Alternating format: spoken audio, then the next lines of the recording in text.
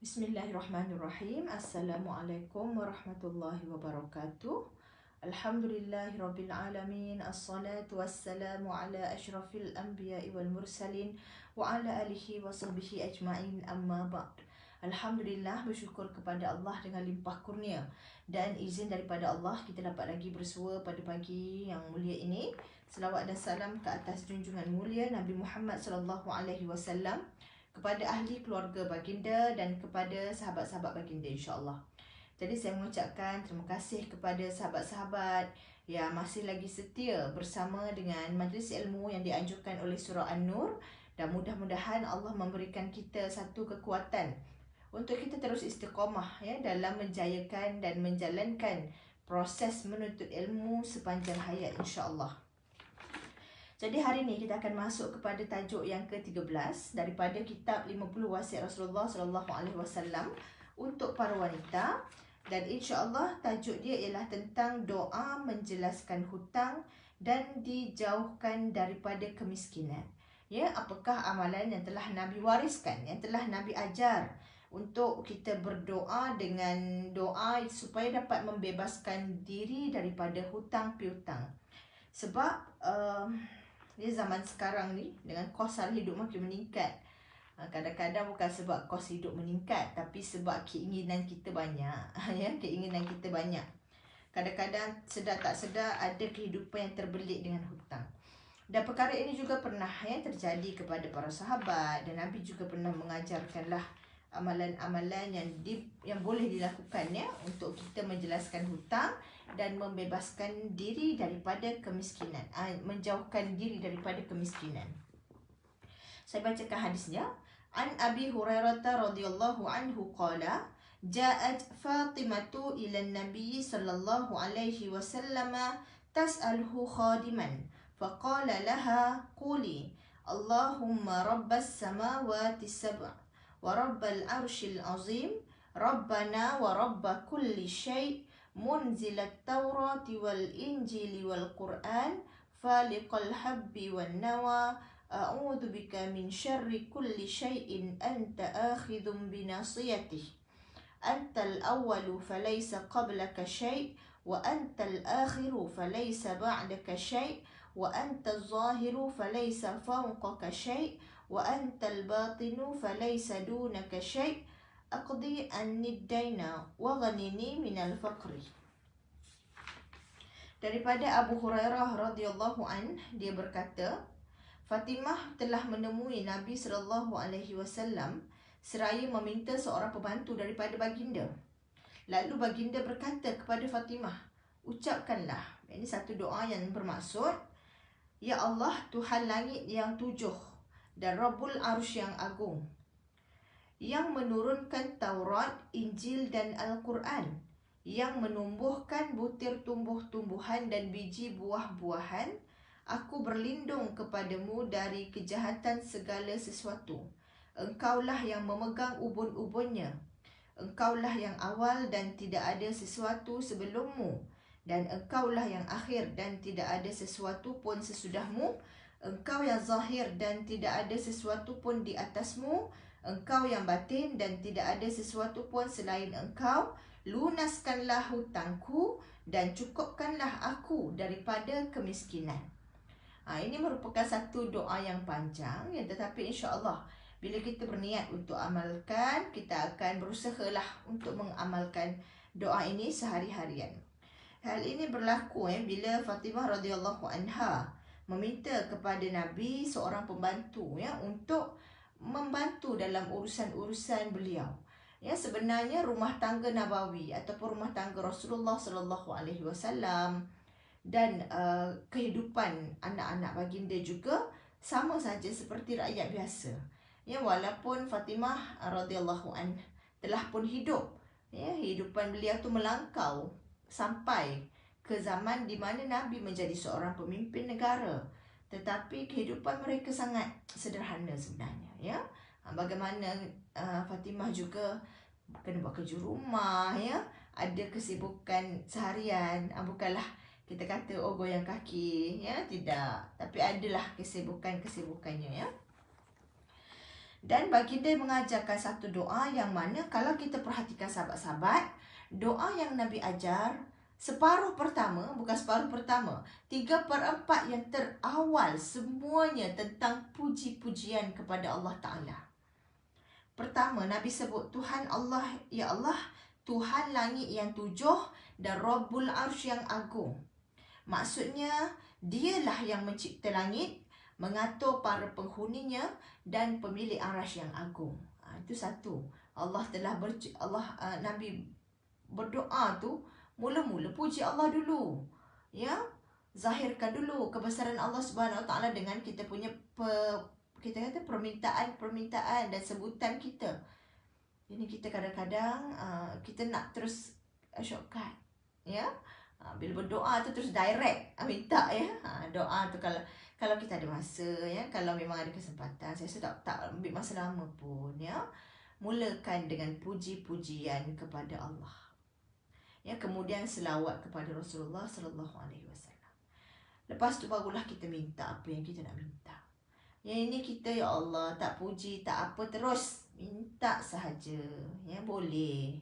Ya, memang kita kalau boleh nak lebih beradab lah. Ya, memang Allah sangat mengalu-alukan hamba-hambanya meminta daripadanya. Tapi kita sebagai hamba, kita cubalah contohi sunnah ini. Sebelum kita minta permohonan kita, berilah puji-pujian. Sebutlah, ya, kata-kata yang baik, ya, kata-kata yang memuji-muji Allah. Dan baginda sambung, wahai Tuhan kami, Tuhan segala sesuatu, yang berupa satu bentuk keumuman setelah pengkhususan. Dan Nabi sebut yang menurunkan Taurat, Injil dan Al-Quran. Dan Nabi sebut falikul habbi wan nawa, ya. Dan banyak perkataan baginda dalam ayat ini. Pertama, baginda puji Allah. Dan yang kedua ialah baginda berlindung daripada kejahatan segala sesuatu dan makhluk. A'udzubika min syarri kulli syai'in. Kemudian akhir sekali barulah Nabi menyebut, ya, bagaimana perkataan baginda iqdi anid-daini, ya, iqdi anid-dain, dan ad-dain di sini maksudnya ialah hak Allah dan hak semua hamba, apapun sahaja jenisnya. Ya, bermaksud bila kita ada berhutang dengan seseorang dan bila kita ada berhutang hak kepada orang lain, kita minta Allah langsaikanlah. Bukan bermaksud kita tunggu dan lihat saja. Jangan pula salah, aku dah doa, jadi aku tak kisah dah. Ya, aku dah mainkan peranan aku dah doa, tapi tak usaha. Ya, doa itu salah satu bentuk usaha kita. Dan kita bertawakal kepada Allah diiringi dengan ikhtiar kita sebagai hamba. Bermaksud kita cuba mencari jalan. Yang kita cuba mencari cara untuk melangsaikan hutang dengan segera. Dan kita bacalah doa ini. Okey? Jadi permintaan itu ialah iqdi anni ad-dain. Dan yang pertama, bebaskan daripada hutang. Dan yang kedua ialah bebaskan, jauhkan daripada kemiskinan. Ya, dan kata penulis, kita tidak akan boleh mengambil manfaat daripada wasiat berharga ini kecuali bila adanya keikhlasan dan satu lagi husnuzan, iaitu sangka baik. Bila kita berdoa, ya, syaratnya ialah kita mesti ikhlas. Ya, kita tidak mendoakan perkara-perkara yang tidak baik, dan kita berdoa ikhlas kepada Allah Subhanahu Wa Taala. Dan yang kedua, adanya husnuzan, iaitu sangka baik bahawa Allah akan mendengar dan memakbulkan permintaan-permintaan kita. Maksudnya bila kita berdoa, ada tanggungjawab yang kita kena lakukan. Bukan sekadar melafaz saja, tapi dalaman mau jagalah. Ya, kalau dalam kita berdoa, dalam hati masih ragu-ragu, agak-agak Allah terima ke tidak doa aku ni, ya? Ya, macam tak boleh kot, tapi tak apalah, doa je lah, try je lah, ya. Kita orang kata bulatkan tekad, bulatkan keyakinan bahawa doa kita tu insya-Allah akan dimakbulkan oleh Allah Ta'ala. Dan setiap kali, ya, bila kita berdoa, maka kita akan mendapatkan jiwa yang tenang. Dan kita akan tenang selagi mana kita mengingat Allah. Misalnya kata kita rasa hati merusuh sebab ada satu benda kita nak tak dapat. Kita risaukan satu perkara. Jadi cara nak menghilangkan kerisauan itu ialah dengan kita berdoa kepada Allah. Bukan sahaja untuk hilangkan kerisauan, tapi berdoa agar kita dapat menyelesaikan apa yang sedang kita risaukan. Misalnya kata sebagai contoh yang dekat dengan hidup kita. Mak ayah kan kalau jauh pada anak ni kadang kita risau. Macam manalah anak kat asrama? Macam manalah anak aku kat universiti? Ada tak dia keluar dengan kawan-kawan? Dijaga tak diri dia baik-baik? So, kita duk risau sampai jadi overthink fikir benda-benda yang mungkin belum berlaku tapi kita duk overthink kita risau lebih-lebih. Macam mana kita nak menghadapi situasi itu? Sedangkan Islam ini satu agama, satu cara hidup yang menganjurkan kita untuk selalu dalam keadaan tenang.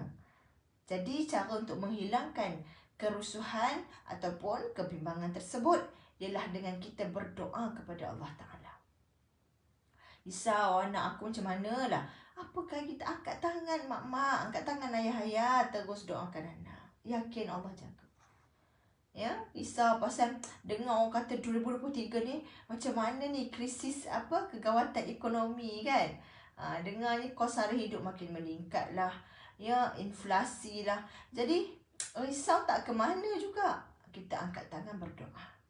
Ya Allah, jauhilah aku daripada kesempitan. Ya, berilah aku kekuatan, berilah rezeki yang baik. Ya, beri kekuatan nak mencari nafkah, beri rezeki yang baik. Ya, berilah aku berilah petunjuk dan hidayah untuk sentiasa berada di jalan yang benar walaupun keadaannya susah. So, hilangkan kerisauan dengan kita berdoa untuk menangkis segala yang menjadi punca kerisauan tersebut. Jadi, sebab itu kita akan tenang. Kita percaya di sana adanya kuasa yang paling mutlak yang boleh mengatur setiap sesuatu.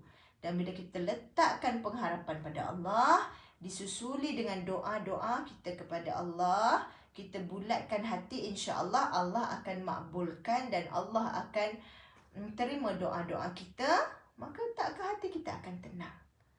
Jadi kerisauan yang banyak ni nak risau tak kat mana, nanti kita akan jadi stres. Ya, kita akan jadi membawa kepada masalah-masalah yang lain. So why not ya? Mengapa tidak kita jadikan doa itu? That's why doa senjata mukmin. Nak apa? Kita belum dapat apa? Doalah. Ya, hati tak tenang, doalah.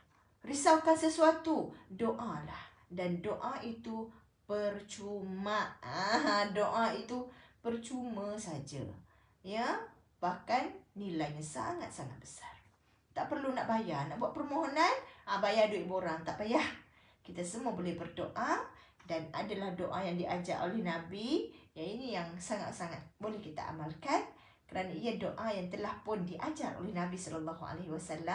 Bermaksud ia satu nilai yang besar dibawa oleh doa ini. Dan Allah berfirman dalam surah Ar-Ra'd ayat 28. Saya rasa ramai yang pernah dengar ayat ini. Ini sebenarnya surah Ar-Ra'd ayat 28. A'udzubillahi minasyaitanirrajim. Ala bidzikrillah tatma'innul qulub. Yang bermaksud ingatlah hanya dengan mengingat Allah hati akan tenang. Jadi siapa yang akrab dengan berdoa dan mengingati Allah, zikir, setiap kesusahan dia akan diiringi dengan kesenangan. Dan bila ada sesuatu yang menggusarkan hati, dia akan cepat-cepat mendapatkan kembali ketenangan dia. Baik, seterusnya kata penulis juga, ya, kita akan, bila kita mengingat akan hutang yang menjadi beban, kita akan mengingat bagaimana kita akan merasakan bagaimanakah kita perlu bergantung kepada sesuatu untuk membantu kita menyelesaikan hutang piutang tersebut. Kadang orang banyak hutang tidur macam ni. Pening kepala nak tidur tak tenang itu baguslah tu. Sebab kita tahu kita ada hutang. Jadi kalau yang bayar berkala tu bayarlah ikut tepat waktu. Jangan tunggu sampai orang hantar warning letter ke, sampai dapat panggilan. Dah kalau berhutang, misalnya kata zaman sekarang memang ada pembiayaan Islami, kalau ada yang berhutang dengan bank untuk apa-apa aset yang dibeli, jadi bayarlah ikut dia punya jadual pembayaran. Yalah, kita kena ikut logik zaman jugalah. Kalau misal kata nak beli cash memang tak mampu, Ya, nak beli rumah, belilah ikut pembiayaan Islami. Dia ada kaedah yang lain berbanding dengan konvensional. Jadi, bayarlah ikut ketetapannya. Ya. Dan kita lihat bila mana kita akan rasa mendung, resah, rasa apa-apa, maka bila kita mengingati Allah, ia akan mendatangkan rasa tenang, tenteram dan mencukupi. Maka marilah kita mohon sambil mengingati Allah dan agar Allah menjadikan setiap orang Muslim termasuk golongan orang yang mengingati Allah. Dan ada benda terpenting yang kita akan dapat dalam setiap berdoa. Apakah kesan kepada hati kalau kita berdoa? Pertama, kita akan membangkitkan perasaan sentiasa memerlukan pertolongan dan kekuasaan Allah Ta'ala. Tak adalah kita putus asa, putus semangat sampai bawa kepada benda-benda mudarat pula. Sebab apa? Dibelit oleh hutang. There's a slight of hope. Macam tu. Bila kita ada Allah, kita ada harapan. Ya. Kemudian kita menghajatkan, bila mana kita berdoa kepada Allah, kita mengharapkan ampunan dan rahmat Allah Ta'ala. Bila kita berdoa tadi, kita minta pada Allah Ta'ala, maka semua perasaan ini dia akan membangkitkan apa? Akan membangkitkan perasaan ubudiyah. Perasaan yang kita ni ada jadi hamba kepada Allah. Dan perasaan berserah kepada Allah Ta'ala. Maka sebab itu berdoa akan mendekatkan hamba kepada Tuhannya. Ibarat seorang anak, Allah tidak sama dengan makhluk lah, tapi kita nak bagi perumpamaan. Bila ada seorang anak, dia minta pada siapa kalau nak apa-apa? Dia akan minta kepada yang rapat dengan dia. Dan macam mak dia, Dan permintaan dia tu akan menambahkan rapat dua beranak tersebut. Sebab bila ada masalah, datang kat mak balik, dekat balik. Sebab itu kadang-kadang Allah mencentik kita dengan ujian supaya kita ni meminta kembali pada Allah, kembali pula kepada Allah, minta dan kita mengharapkan sesuatu yang kita rasakan hanya Allah yang dapat menyelesaikannya, maka akan meningkatkan rasa kehambaan, menyedari bahawa kita tidak ada apa-apa dan Allah lah yang maha berkuasa memberikan apa yang kita mahu. Itulah konsep berdoa, mewujudkan rasa kehambaan. Sebab itu jangan jemu nak berdoa. Tidak sama dengan makhluk. Makhluk kalau kita minta, kau minta sekali bolehlah dia bagi. Minta 2 kali dia bagi tapi dia jeling sikit. Asyik minta je kan. Minta 3 kali, 4 kali. Kadang-kadang dia bagi tapi dengan muka mosam kan. Kadang-kadang dia kata dah lah tu nak bagi orang lain pula. Manusia kalau kita minta berkali-kali, besarlah potensi untuk manusia tu jadi tidak senang kepada kita. Tetapi lain dengan Allah Ta'ala, lagi kita minta, lagi Allah suka. Jadi apa sahaja, walau sekecil-kecil benda, mintalah daripada Allah Ta'ala. Ini ada ni anak-anak nak pergi sekolah. Anak-anak nak periksa UPKK. Kan? Mak-mak, ayah-ayah semua berdoa bersungguh-sungguh. Sebab kita rasa benda tu besar. Tapi kadang-kadang, bila dah habis periksa sehari-harian, tak ada dah doa sangat-sangat. Bila ada masalah balik, baru doa pula. Padahal setiap hari kita minta hidayah. Nabi ajar pagi-pagi baca doa. Allahumma inni as'aluka ilman nafi'an wa rizqan tayyiban wa amalan mutaqabbalan. Ilmu yang bermanfaat, rezeki yang baik, amalan yang diterima. Nabi ajar kita setiap benda ada doanya. Sentiasa engage dengan Allah Subhanahu Wa Taala. Bismillah di permulaan amal. Sentiasa engage dengan Allah Ta'ala. Jadi akan menimbulkan sifat kehambaan yang tinggi. Engagement sentiasa berlaku. Hubungan dengan Allah dirasakan sangat real. Inilah yang membentuk jiwa kita dekat dengan Allah Ta'ala. Jadi besar peranan dan kuasa doa ni puan-puan. Tuan-puan yang ada apa-apa hajat, jangan jemu untuk berdoa pada Allah Ta'ala. Kalau tidak pun kita lihat permintaan kita itu Allah makbulkan sebiji macam yang kita nak dengan cepat mungkin. Boleh jadi Allah menukarkan dia dalam bentuk pahala yang lebih banyak di akhirat nanti. Boleh jadi Allah tangguhkan dan Allah berikan ganti dengan yang lebih baik. Boleh jadi Allah makbulkan sebiji macam apa yang kita nak, terpulang kepada kebijaksanaan Allah dalam mengatur segala perkara. Cuma ingat, tidak akan pernah rugi orang yang meluangkan masa dan perhatian untuk berdoa.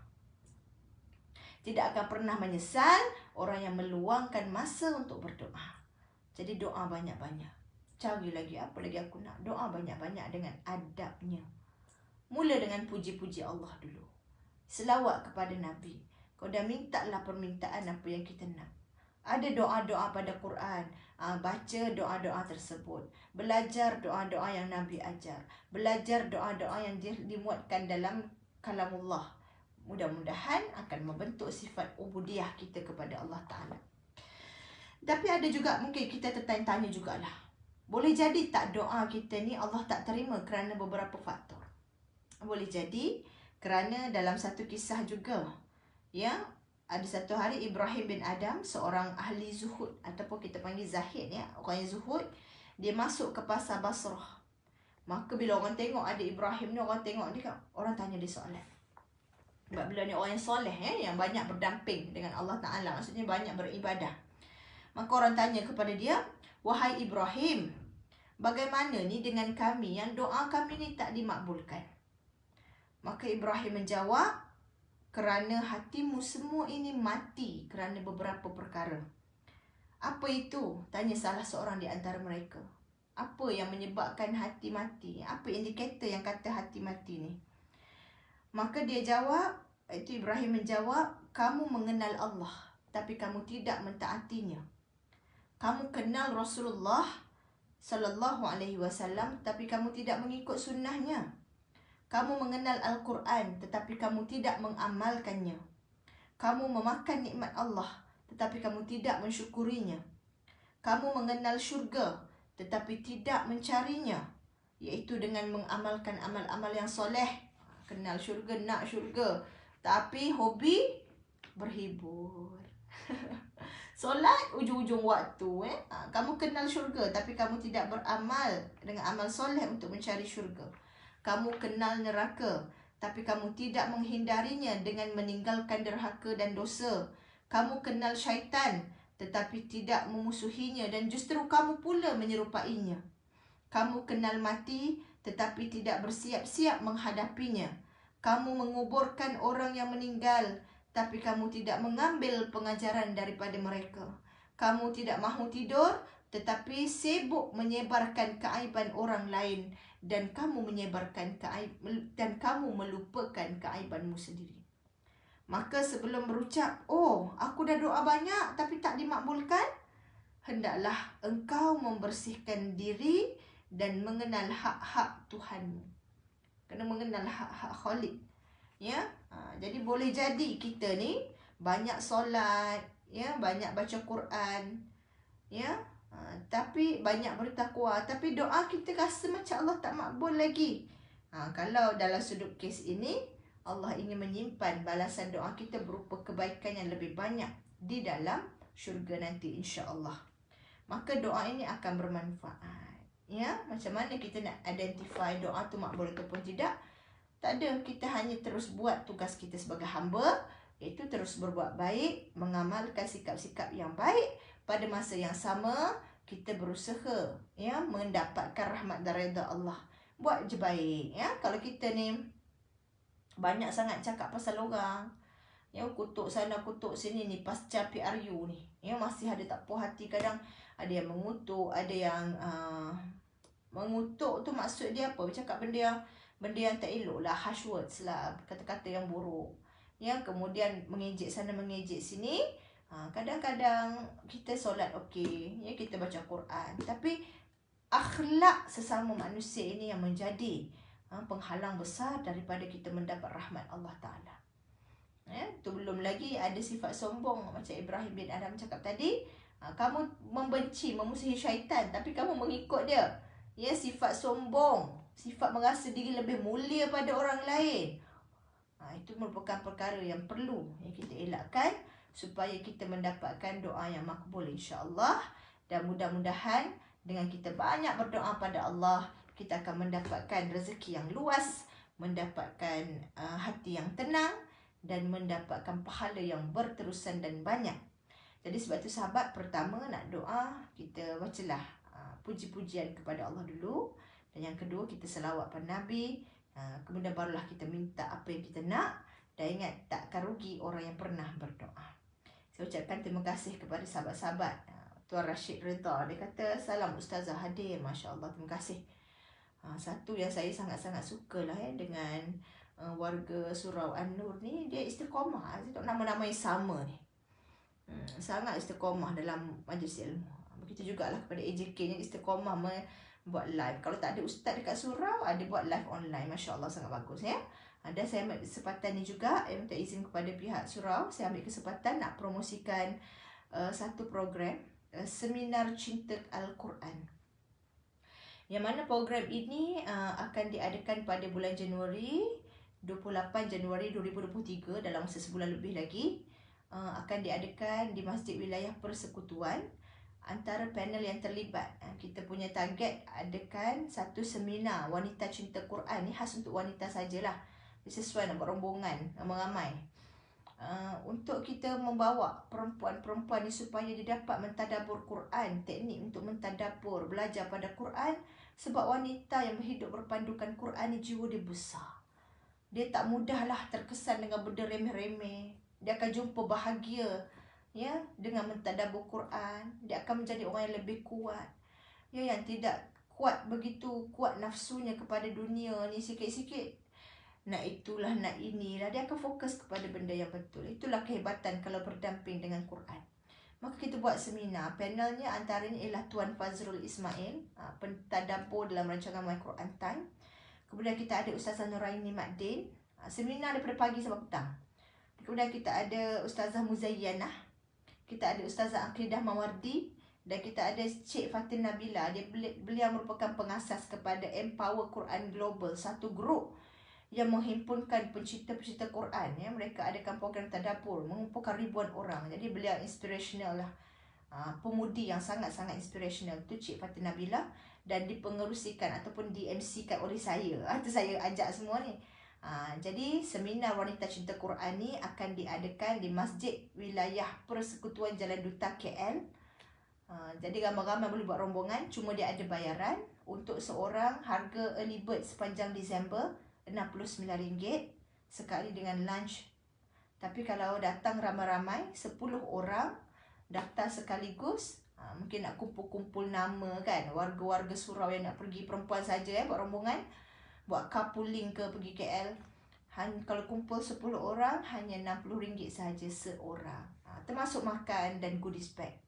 Program dia daripada 9 pagi sehingga ke 4.30 petang. Bayangkan berapa banyak slot-slot nanti.